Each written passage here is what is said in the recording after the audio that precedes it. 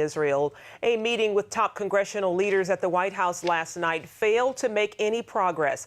President Obama pushed to end the government shutdown, but refusing to negotiate. Today, there's still no end in sight and another deadline looming closer. Day 3 of the government shutdown and still no progress. Instead, lawmakers are playing the blame game. The president reiterated one more time tonight that he will not negotiate.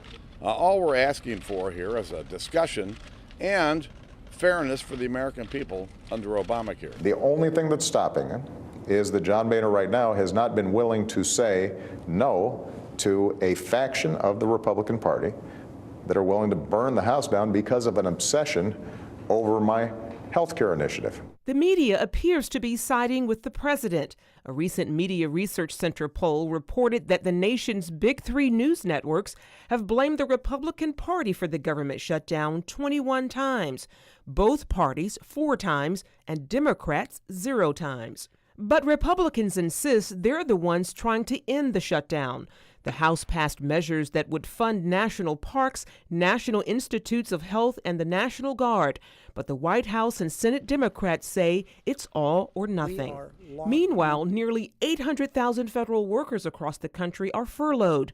Among them are some of the nation's intelligence analysts. National Intelligence Director James Clapper says that's putting the country at risk. This seriously damages our ability to protect the safety and security of this nation and its citizens. But a report by the Weekly Standard points out that there are more than 2 million federal employees in the U.S.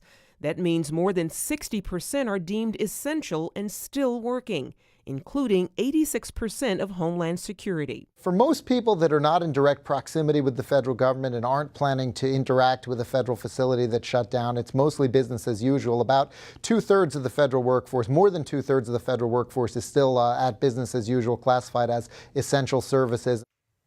The fight over government funding is about to get bigger as the deadline to raise the nation's debt ceiling limit nears.